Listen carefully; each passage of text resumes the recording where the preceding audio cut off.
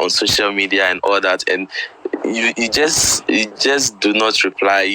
It's like, even we know sometimes you see them and you order, but you don't reply. It's like you're protecting your energy, you're protecting your peace. And I want to ask, how do you maintain that? How do you deal with such critics and trolls? First off, it's just understanding life in general. So when you get to, like, I think the more you do something, you get to realize what it really is. So people say stuff. Back to what I said, it doesn't mean anything. It doesn't change anything. If something is true and they tell you, you have to work on it. There are certain conversations that people think social media is basically their new family home, where they have, their conversations, try to solve situations on social media. It's never successful. You are involving different energies. You are bringing people in, and I always keep saying, even on a table of 5 people, you have somebody who doesn't make sense. And if you want to deal with the whole world, then you have a problem. So if you have your issue and that's where you want to solve it, then it's up to you. I don't think you really want to solve it. You just probably looking at the whole likes and the, the clout that comes with it. I'm not really about that. I didn't come in that way. I came in with the music. I came in with doing something organic and people loving it. And that's what I stand by. Naturally, my energy cannot start. It's not even social media. Even in my family, I do the same thing. My family will tell you, anytime you want to bring up anything too negative that's going to start a certain energy in the family, I try to stay away from it. So it's natural for me, and it's worked for me over the years. Sometimes I'll say being selfish is, the word selfish sounds very negative, but it depends on the context. So at this point, I'm being selfish, protecting my energy so that everybody else can survive. So if I did not protect the energy, Sarkodie wouldn't have Sarkodie now. I would be listening to what people are saying, and that gets to you. But I think over the years, I've learned that it doesn't change anything, and to be able to survive, because I'm being selfish. I want to survive. I want to survive for my family, so I don't have time to entertain certain energies. If it was that serious, I think we'll be having a conversation. We won't have it on Twitter. So that's how I see it. And I think sometimes the negative becomes more. I know that can be the lead-up question. Let me just touch a little bit on that. The negative feedback that you get, it depends on where you're coming from. If you come from a place where poverty is, I wouldn't necessarily say like it's a choice, but there's a lot of avenues for you to make money. People don't think too much about what somebody's wearing or what you're possessing or the house you're living in or the car or you're being successful. We have to suspect you that this is what you're doing. But if you're coming from a place where it's hard for people to make it, then that becomes a problem for the next man, because they can't believe that somebody can do this. So if you have a place where everyone else is struggling, you have to expect that. People can't believe that somebody can just make it like that. You need to find reasons why you're doing this for over 10 years and create stuff. So that's how I see it. So I pity the people who see it like that. I'm not mad at them. It's just the system that we are in. And until everybody gets, okay, this is not going to stop. So it's either you want to deal with it or you just want to keep your energy and move on. So basically, that's how I see it. Okay, thank you very much. I will leave it to my other co-hosts and speakers. They also have questions, and they would like to ask you Don Success, and then from there you take a few questions from the fans. Then I also come back with a few questions about the No Pressure album. Then we call it a wrap. Hello, Ken Sak. Hello. Yeah, this is Don Success. Good evening. Good evening. So over the weekend, you had a show, and I had the opportunity to speak to you about certain stuff. And this has been a conversation among Sarkodie fans or Sark Nation at large. And it's about you getting involved in certain things that promotes your songs yourself. They've been asking me for feedbacks, and I actually can't send all to them. So I just want them to hear it from you yourself about the whole thriller and the TikTok thing and everything, please. Hold on, give me a second, yeah? All right. Obidi. Hello, boss. Good evening. I'm on the phone, so let me wrap up, okay? All right. Okay, sorry, guys. So I'm packed outside. I had the police pull up. So, so if I get it right, it's the conversation about, like doing the challenges and all that, right? Yeah. So what I can honestly say is it's it's a conversation where what I really have to say, I can't break it down here. I won't be able to do that. I'm sorry, as much as you might want to have like a full understanding of it, I can't really go into details. One thing I can say for sure is there's a lot of things that I do because the fans want me to do, but at the same time,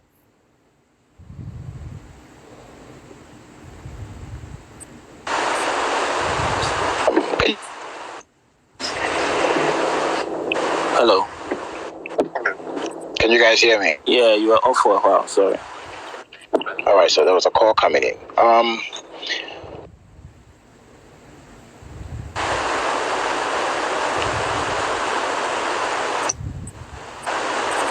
Yeah, hello. We can hear Yeah.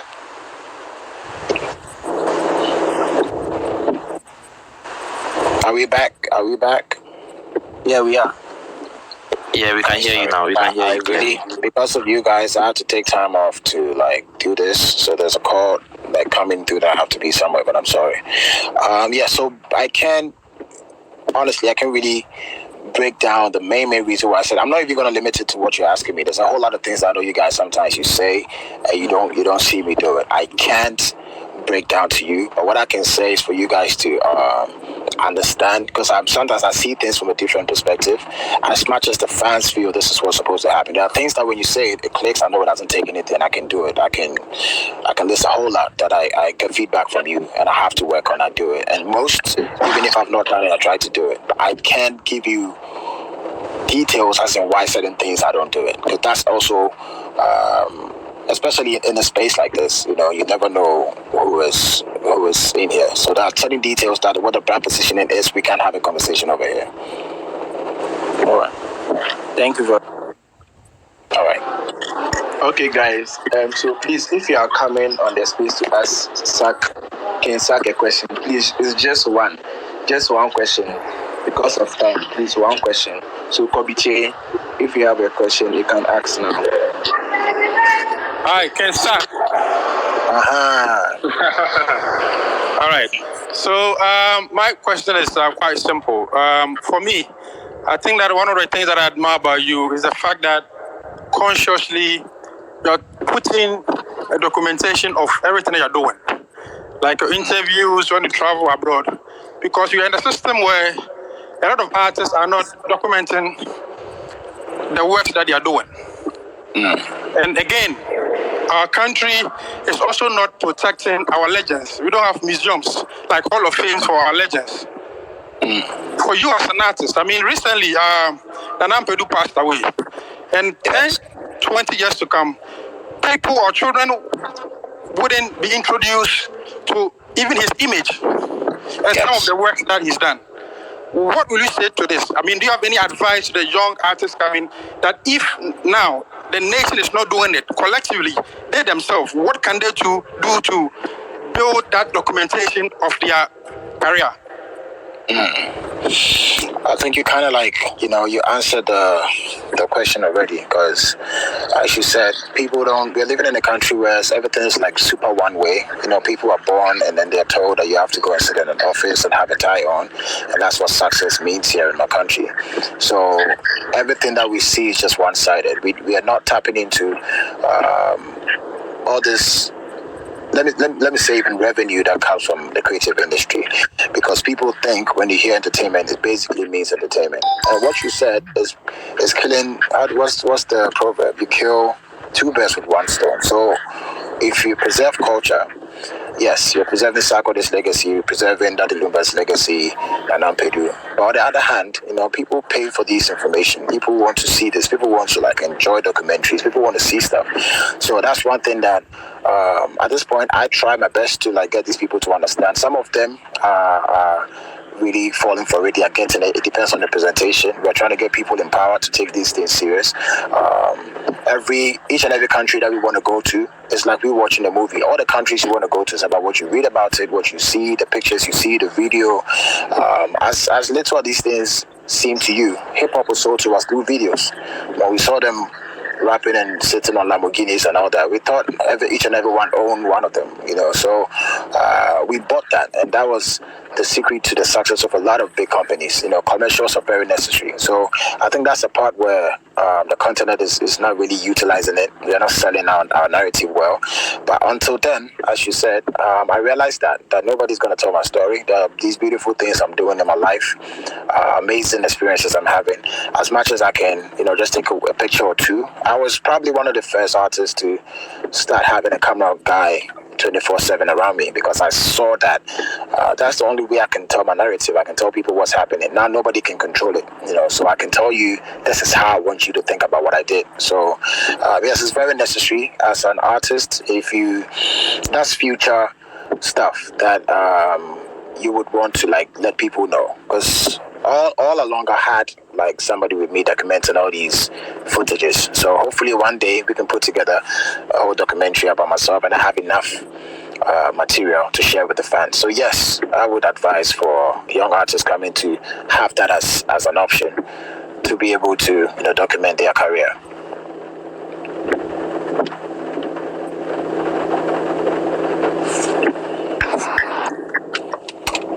Okay, thank you very much. Ceci, we'll take the next question from Ceci. Okay. Hi, yes. Hey. Good evening. Good evening. So, what I'm about to ask, I think I've already asked you before, and then it's because I've been seeing the same thing for some time now. So, I just want to ask you this. So, over the weekend, we were there for the No Pressure album party. And then, so I realized that you only performed 4 songs of the album. And we were actually there because of No Pressure. And one thing I've studied about you is that you hardly perform most songs of the album. And it's not like we want you to perform everything, but we could get 30 seconds or maybe 20 or 15 seconds or 10 seconds of each song, because it's a new sound, and then people would love to hear some of the songs of the album. You just touched on 4 songs, and that was it. Most of the songs, it was their old songs that we've been jamming to, but then we felt like maybe you could have at least tapped into that a little bit for you to introduce us more to the song. So I just want to know why that happened. Why didn't the playlist change? Okay. Yes, so that is definitely an advice that's well taken, that we can do more. The major thing is there's certain times that I've tried doing that.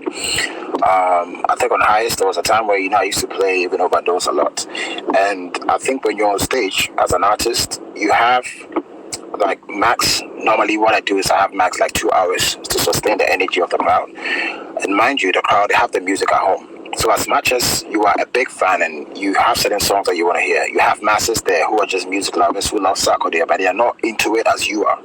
So if I lose the energy of the people, and sometimes that's how performances go. I've had that bad experiences sometimes on stage. If you lose the energy of the people, sometimes to pick it up back is really hard.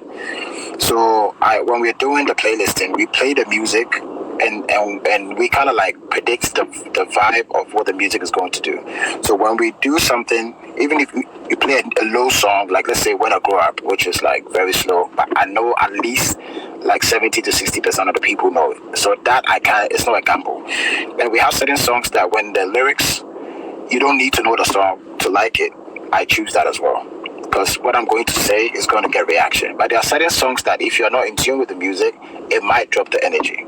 So that's what we watch. Not to say that I get it, there's no pressure, so we definitely had to do a lot of records from the project. But I was also thinking about the energy. And if you realize, last Saturday was more, we came in on a very heated type of energy.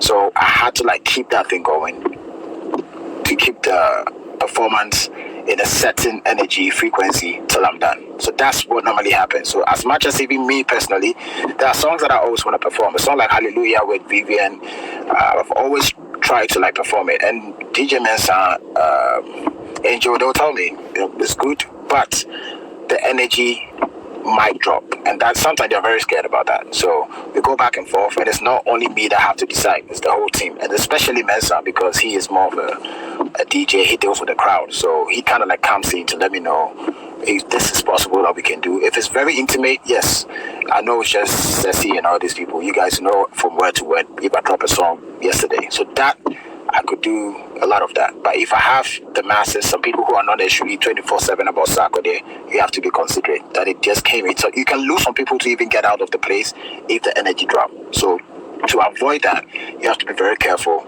if you're trying to do unknown songs too much. So that's mainly the reason. Okay, thank you very much. We have Sarah. If you have your question, you can ask now. Good evening, highest. Good evening. Please, I wanted to ask how you deal with performance anxiety and if you have any weaknesses you are working on. Thank you. Yeah, that's a good question. Yes, I still have that anxiety backstage, even days before the show. And first I used to think, why don't I get over it? Because now you're Sarkodie, you've been doing this for a minute, so you have no fear. You shouldn't. People are going to love you when you go on there. And I realize it's not really about that. It's the fact that you love your craft, and if you love anything, you have to be nervous about it. You know, if you are in a relationship where you love somebody and the person is coming from the States, it's a long distance relationship, you're at the airport waiting. People who can relate to that, you feel, though you have been talking to the person on the phone, there's some feeling that you feel just because of what you feel for the person. So that's the same thing with music. So when you're about to go on stage and you really love it, you have to be nervous. You have to feel that thing. It's not just because when I go there, I'm going to scream, but I care too much about the craft, and that is why sometimes it's good for you to have that. As soon as that goes away, I think you should be very worried, because that means you're taking your craft for granted, and you just feel like when you show up, everything is good. By the time you realize it's not all good like that, so it's good to be nervous. I'm always still nervous till today. All I do is just try to psych myself and know that I will get it right. And my flaws is, I think, sometimes because I'm trying to get everything perfect, I overthink it, which can creep into performances. Because what you don't want to do is to try to think while performing too much, because that can creep in it and it can catch you off guard. So I try to let go and just have fun and imagine everybody is having fun. It's not always easy because it's a mental thing, and sometimes it comes in there. And the more you become big, you expect a lot from yourself. So that weight can also sit on you. So that I can say sometimes I have flaws with that, but I try to work on it to get it better. Thank you very much. Thank you too. We'll take our question from Master Sarkodie. You can ask your question now.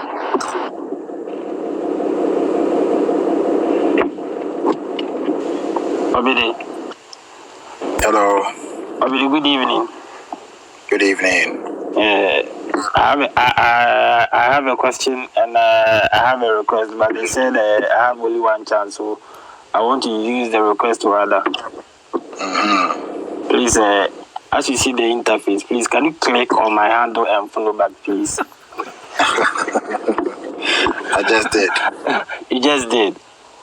Yes. Yeah, then thank you. I have no question. All right. I hope this stops here. No, not everybody is coming out to say that, though. No. If you want the request, don't follow the... No, not you. I'm just talking to the people. Oh, okay. Thanks very much. Okay, Spooky. Just one question. All right. Good evening, Sarkodie. Hello. Good evening. Yeah, my name is Spooky the Maniac, and I'm an up-and-coming artist. The reason I'm asking, it might be unfair to ask you alone, but I know you've been in the game for a while. So, do you think that Ghana is losing its identity when it comes to music, and does Ghana still have its high life identity that we used to crave or hold on to? Do we still hold on to that? If I could speak as an individual, but I think if you listen to High Life, I think we still always go back to it to revisit it. I don't know about the new generation, but from my era, I think we still hold on to the music, just that we don't have new music to update our high life catalog. But having the new artists, someone like Kwame Eugene, I think is repping it hard and still making waves. Just that sometimes to be able to get out there, as much as you want to hold on to your roots and say this is what you stand for, if you can tweak it, alternative music can get you there. The fact that the person is Ghanaian is what's most important. So you don't have to strict yourself and say this is all that you have to do.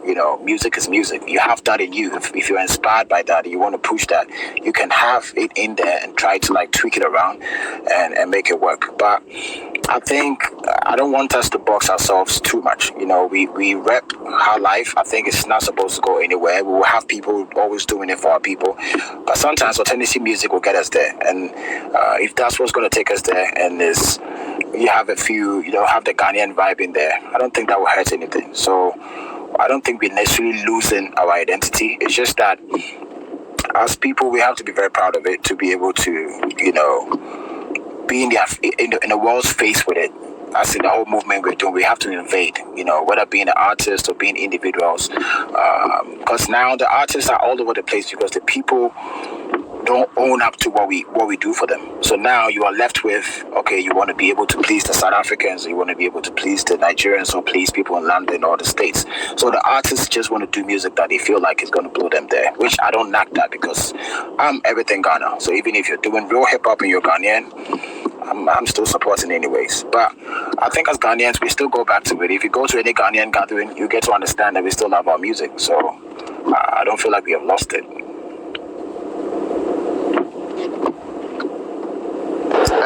Okay, thank you very much, Kessak. The Yams, please, you can ask your question now. Hello, everybody. Hello. Oh, yeah, well, Hello. It's Rich Dean, RT, Crunch Cake CEO, Recording Academy member. I'm honored to be here. My only question for you, since the release of Sarkodie in 2014 on the song Original, you mentioned going straight to the Grammys. As somebody that works with the Recording Academy, I need to understand what it would mean to you if you win a Grammy. Oh, wow. I love that. First off, let me say a big thank you to you, sis. I appreciate, God bless you so much for the support. I see it. And just on behalf of Sac Nation, we say thank you. Yes. So, yes, I think I'm kind of like, not just original, a couple songs where I spoke about the Grammys, because we can't lie to ourselves, whether we like it or not. That's, at this point, that's the highest level of award that any artist would want to win. So coming up, obviously that's what you're speaking of, that's what you want to boast about, that's what you need to certify yourself as an artist. Mentally, that's what you think has to happen before you can call yourself like a world artist, especially for where I'm from. That's like, I think even in the States it's a big deal. But at this point, it's more about, impacting people with the music, but at the same time, there's no artist who's going to say they wouldn't be happy to have a Grammy. So it's going to mean a lot. Probably the time I said it in original, if I had come at that time, I think I might probably not be here with you guys talking today. I think I'll be dead or something. So, but now I'm not saying that it's not the same excitement, but obviously, if I get it, that's going to be like a great thing for Sarkodie, and especially for the fan base and how they root for Sarkodie and they want to see me win. I can see that being the highest level of your artist appreciation, of just being happy for your artist and myself. So yes, it's definitely going to be like a great feeling, the icing on the cake for my career as an artist. So yes, definitely. Okay, thank you very much. Well, we will be rooting for you, and the Recording Academy holds you in a very high regard. So thank you so much. I appreciate it. Thank you. Okay, a question from Lily One. Oh, Sarkodie, good evening, Bozu. Good evening. Yeah, but like, me, I want to ask you, like, are you planning on signing any new artists or something like? Say the way they put the young artists on, at least, like, I want to ask if you plan to you go sign somebody, like, artist. Signing artists is a whole different situation, especially here in Africa, where the tools needed to be able to hold an artist, especially with me. I really want my artist to go all out. So you guys know I tried it. I had 2 artists on the label. Sometimes it comes off with a good intention, trying to like push artists out there. But sometimes you watch the feedback and you go like, it might not necessarily be it might not be necessary to like necessarily sign until you really can sign and take like full responsibility and have all the tools it takes to like take them to the next level. If not, what you can do is do projects with them. So that's what I'm doing at this point. Exclusive on this platform. I had the writing camp with all the artists. They came in, they did incredible music. One of the artists ended up on the project. That's Benel. Did come Don't Cry with him. That's a huge record. So all the songs they did, songs like that, that's like a project I'm working on. So I'm about to shoot videos for them so that people can notice who they are. Some of the songs I'll put verses on it and then they can run with it with a hype and just take it from there and do whatever they want to do. I think at this point, that's what I'm feeling like doing. We're about to have the next writing camp, which is coming through. I'm flying artists in all across the continent. I had this concept when I went for the No Pressure album tour in the whole African, these African countries. I was just inspired that these artists really want to work with a lot of Ghanaian artists, whether known or not. They just don't have how they're going to do it. So what I'm doing is to try to get all these Nigerian artists, Tanzania, Kenya, even countries that I didn't go to, if I can reach out to them. I want to fly all of them to Ghana, base them here in Ghana, get them to work with our local artists, whether new or on underground, whatever. You guys make music. We plan on how the business side is going to work and put it out there. And when the music flies, the artists can fly as well. So at this point, that's what I'm looking at. So there will be an announcement soon to recruit new underground artists that can come through to write, to record, and then we put the music out. So just signing having an artist under me like 24/7, that is not where my state of mind is at this point. Maybe later on I can do that, but now I'm really interested in doing one-off projects. So I'll keep you guys posted on how that goes. Sure.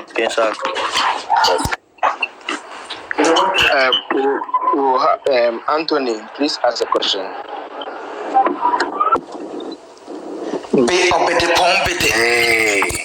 Hey, Anthony, this is Anthony one time. Hey, that's my guy. Charlie, me, I don't have any questions, no requests. All I want to tell you is I really appreciate you. Thank you. You are perfect. Listen, sometimes I know people want you to change, but me, I'm telling you, you are perfect just the way you are. Bro, like, you got all the right moves. And listen, we even have a WhatsApp group here for you, like Sack Nation USA. So, boy, you are big.